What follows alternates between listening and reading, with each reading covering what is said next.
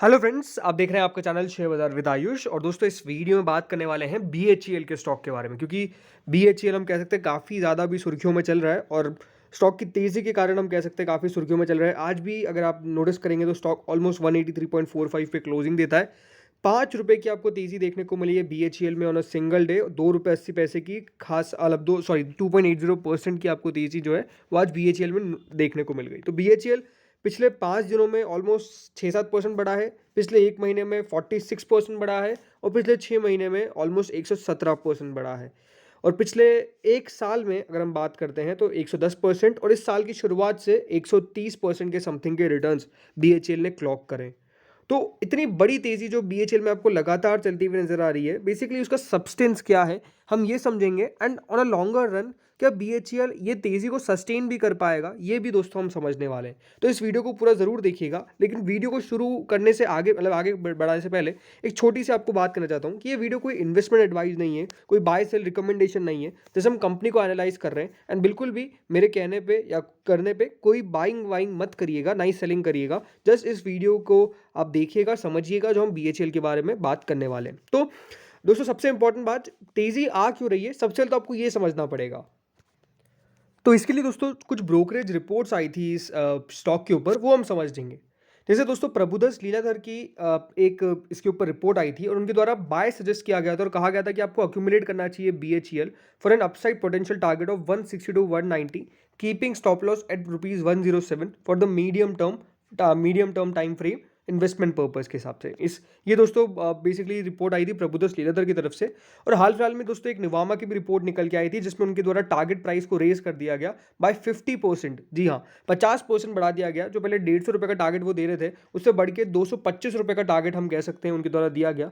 उनका कहना था कि यहाँ पे एक अपसाइड देखने को मिल सकती है from the current level almost 30% से ज़्यादा। तो ब्रोकरेजेस का व्यू इतना ज़्यादा पॉजिटिव हाल फिलहाल में क्यों हो रहा था बीएचईएल पे, ये आपको समझना पड़ेगा जो ब्रोकरेजेस ने कहा है। तो दोस्तों, ब्रोकरेजेस ये एंटिसिपेट करके चल रही है। सबसे पहली बात तो जो मैक्रो टेलविंड्स है, मतलब जो फैक्टर्स है बीएचईएल के अंदर, सबसे पहली बात तो जो इनका 3 गीगावाट का अर्लियर प्रोजेक्ट था वो 4.5 गीगावाट पर ईयर का हो गया, जिसके कारण होगा क्या, मान के ये चल रहे हैं कि इससे कंपनी के रेवेन्यूज जो है वो काफ़ी बढ़ते हुए नजर आएंगे। और जो कंपनी की ऑपरेटिंग लेवरेज है, मतलब जो एबिटा मार्जिन एक्सपांशन है, वो होगा ऑलमोस्ट टू 6.5% टू 10% ऑलमोस्ट। ये मान के चलते हैं FY 25-26 के अंदर ये एक्सपेक्टेशन है उनकी, जो पहले 4.8 से 8.4% का था। उन्होंने ये भी कहा कि हम लिफ्ट कर रहे हैं अपना ऑलमोस्ट पोटेंशियल ऑफ ईपीएस, जो उनके द्वारा पहले था FY 25-26 में ईपीएस बाय 56%। तो आप समझ सकते हैं कि जो ब्रोकरेजेस है वो ये एंटिसिपेट कर रही है, यानी उनका ये मानना है कि कंपनी जो है परफॉर्मेंस बढ़िया करेगी, लेड बाय हायर रेवेन्यू। सबसे पहली बात तो कि जो कंपनी के रेवेन्यूज है वो आपको बढ़ते हुए नजर आएंगे। दूसरी बात, कंपनी का जो ईपीएस है वो बढ़ता हुआ नजर आएगा और कंपनी के मार्जिन में भी आपको एक्सपांशन देखने को मिलेगा। ऑलमोस्ट 10% तक कंपनी के मार्जिन जो है वो जा सकते हैं। नोवामा ने दोस्तों ये कहा कि बेल ऑलरेडी 3 गीगावाट का थर्मल प्रोजेक्ट जो है, थर्मल ऑर्डर्स जो है वो जीत चुका है FY 24 के अंदर, मतलब H1 FY 24 के अंदर। और अब एडिशनल 7.4 गीगावाट का थर्मल ऑर्डर्स जो है वो कंपनी के पास ऑलरेडी आ चुके हैं। तो इसका मतलब क्या है कि भेल के पास ऑलमोस्ट 6 to 7 गीगावाट का थर्मल प्रोजेक्ट्स है। 50% मार्केट शेयर है, हो जाएगा by at the end of FY 24, उनका ये मानना है अकॉर्डिंग टू द प्रोजेक्शंस। तो नो डाउट दोस्तों, अगर आप बीएचईएल में नोटिस करेंगे एक बात, जो सारी ब्रोकरेजेस है वो प्रोजेक्शन मान के चल रही है कि कंपनी के पास जो थर्मल पावर प्लांट्स के या फिर जो थर्मल ऑर्डर्स है, इसकी कैपेसिटी बहुत ज़्यादा है। और ऑलमोस्ट दोस्तों ये 7 गीगावाट तक पहुंच सकते हैं इसके ऑर्डर्स, इस तरीके की एक्सपेक्टेशन है।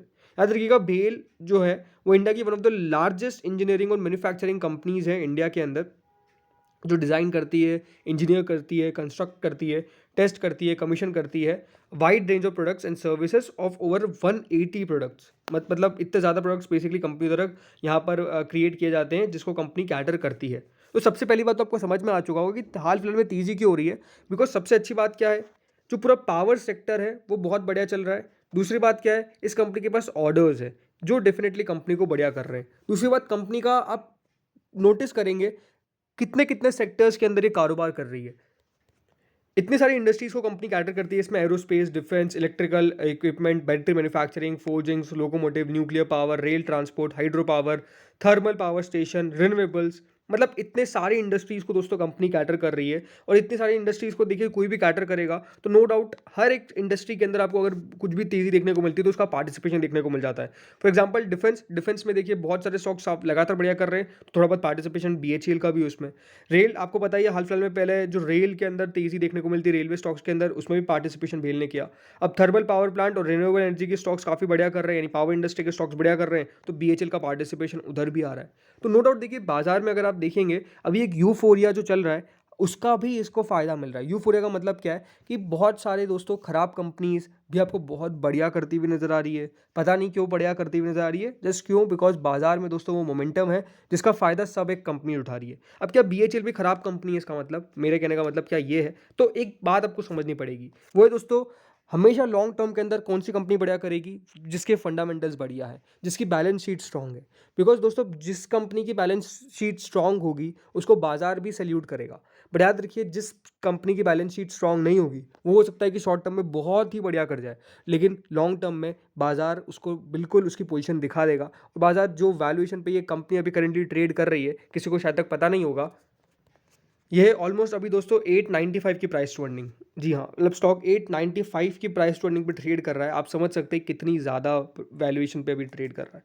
उसका कारण क्या है दोस्तों? कंपनी के नंबर्स जो लगातार दोस्तों कंपनी के नंबर्स निकल के आ रहे हैं वो इतने खराब नज़र आ रहे हैं कि क्या कहें। कंपनी की दोस्तों जो सेल है वो करीबन जून के क्वार्टर से ज़रूर बढ़ी, 5,125 करोड़ पर आई, लेकिन जो कंपनी का मुनाफा है वो बिल्कुल खो गया, यानी कंपनी घाटे में चल रही है। कंपनी ने दोस्तों इस बार करीबन 238 करोड़ का घाटा दिया था, इससे प्रीवियस क्वार्टर में 344 करोड़ का घाटा दिया था, और इससे प्रीवियस ईयर के अंदर कंपनी ने 12 करोड़ का मुनाफा दिया था। तो कंपनी के दोस्तों प्रॉफिट जहाँ पे इंक्रीज होने चाहिए वहाँ पे अभी तक आपको डिक्लाइन करते हुए नजर आ रहे हैं। यानी जो कंपनी ईपीएस है वो ऑलमोस्ट 0.68 नेगेटिव में पहुंच चुका है। लेकिन क्योंकि बाजार का एक्सपेक्टेशन है और जो कंपनी के पास लगातार ऑर्डर्स आ रहे हैं, उसको बाजार मान के चल रहा है कि डेफिनेटली ये आने वाले समय में वापस से कंपनी EBITDA पॉजिटिव हो जाएगी और कंपनी वापस से प्रॉफिट में आ जाएगी, और ईपीएस जो है वो 10% कंपनी के मार्जिन जो है वो बेसिकली पहुंच सकते हैं, जो भी -6% में चल रहा है, 8% में चल रहा है।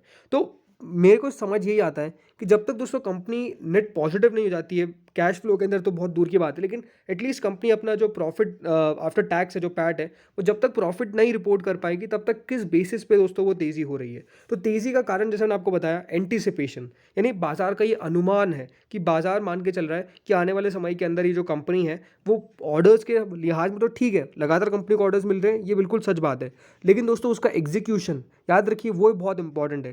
बिकॉज जब भी कंपनी दोस्तों एग्जीक्यूशन में खराब प्रदर्शन करेगी तो वो दोस्तों सीधा सीधा इम्पैक्ट करेगा कंपनी के प्रॉफिट्स को, कंपनी के मार्जिन्स को।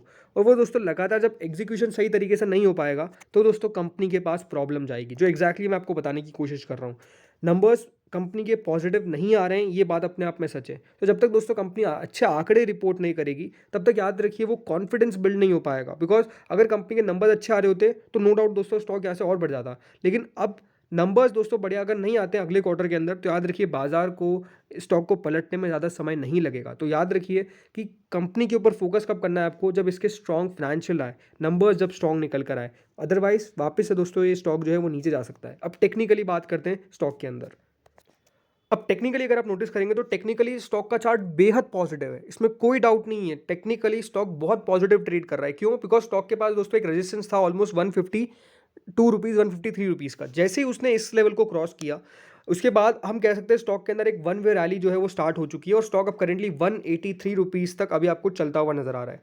ज़रूर यहाँ पर भी थोड़ी बहुत नेगेटिव पॉइंट अगर मैं निकालना चाहूँ तो ये है कि स्टॉक थोड़ा सा अभी वैल्यूएशन के वाइज तो ठीक है, बहुत एक्सपेंसिव है, लेकिन स्टॉक का आरएसआई अब करीबन 89 का है, यानी स्टॉक बहुत ओवरबॉट जोन में अभी करेंटली ट्रेड कर रहा है। ठीक है, लेकिन अगर इसके मैं बात करता हूँ लॉन्ग टर्म चार्ट्स के ऊपर, तो अब देखिए इसका लॉन्ग टर्म का चार्ट। ठीक है, स्टॉक दोस्तों अब बेसिकली जो अटेम्प्ट करने वाला है लेवल जो है 200 का, वो है लास्ट टाइम जब आया था तो वो था 2015। जी हाँ, 2015 में दोस्तों ये लेवल आया था। हुआ क्या था स्टॉक के अंदर दोस्तों, 200 का लेवल जो था वो कोशिश की गई यहाँ पर लगा मारने की कि इस लेवल को क्रॉस करे, लेकिन वो हो नहीं पाया। स्टॉक ने 3 अटेम्प्ट करे थे, 1 2 3, पास में ही अटेम्प्ट कर लिए। लेकिन उसके बाद दोस्तों जो गिरावट चालू हुई, क्योंकि वो लेवल क्रॉस नहीं हुआ, तो गिरावट जो चालू हुई वो आप देख सकते हैं कहाँ तक स्टॉक गया। मतलब स्टॉक जो है वो आपको 15 रुपये 20 रुपये में मिलना चालू हो गया, इस तरह की गिरावट देखने को मिली। तो ये साफ साफ दोस्तों एक कप एंड हैंडल का पैटर्न जो है वो बेसिकली क्रिएट हो रहा है, और स्टॉक अटेम्प्ट करने वाला है इधर से पूरा एक राउंड करके अब 200 रुपये का लेवल। अगर क्रॉस हो जाता है तब तो बहुत बढ़िया है, बट अगर क्रॉस नहीं होता है तो याद रखिए फिर एक गिरावट जो है वो स्टार्ट हो सकती है। तो स्टॉक के लिए लेवल जो है, की level to watch out for, वो यही है कि 200 का लेवल अब क्रॉस कर पाता है कि नहीं। अगर दोस्तों टेक्निकली इसने 200 का लेवल क्रॉस कर दिया तो यहाँ पर आपको 220, 230 कोई सी भी लेवल देखने को मिल सकते हैं। बट अगर नहीं किया तो गिरावट जो है वो बढ़ सकती है, इस बात का भी आपको ध्यान रखना है। तो ये है कि 200 का लेवल बहुत आसानी से क्रॉस होगा ऐसा नहीं है, लेकिन अगर क्रॉस हो जाता है तो एक बहुत बढ़िया तेज़ी बन सकती है टेक्निकली, ये साफ साफ नज़र आता है। तो लेट्स सी होता क्या है BHEL में। तो इस वीडियो में दोस्तों इतना ही था, होपफुली आपको बढ़िया लगा होगा। ज़रूर देखिए कुछ पॉइंट्स आपको नेगेटिव लगे होंगे, बट याद रखिए मेरा काम सिर्फ पॉजिटिव पॉजिटिव बताना नहीं है। जो नेगेटिव चीज़ें हैं उसको शायद तक काफ़ी यूट्यूबर्स हाईलाइट नहीं करेंगे, बट मेरे हिसाब से वो हाईलाइट करना बहुत इंपॉर्टेंट है। बिकॉज दोस्तों कंपनी के अंदर अगर आप पैसा लगा रहे हैं तो मैं हमेशा मानता हूँ एक लंबी अवधि के लिए दोस्तों हमेशा आपका एक टाइम जोन होना चाहिए, आपका एक विजन होना चाहिए। अगर वो विजन लॉन्ग टर्म के लिए कंपनी के अंदर सुटेबल नहीं है तो बताना मेरा काम है। इवेंचुअली याद रखिए कोई बाय सेल रिकमेंडेशन नहीं थी, ये जस्ट एक प्रॉपर एनालिसिस था जो मेरी तरफ से था इस स्टॉक के ऊपर। इस वीडियो में दोस्तों इतना ही था, होपफुली आपको वीडियो बढ़िया लगा होगा। Thank you friends for watching this video.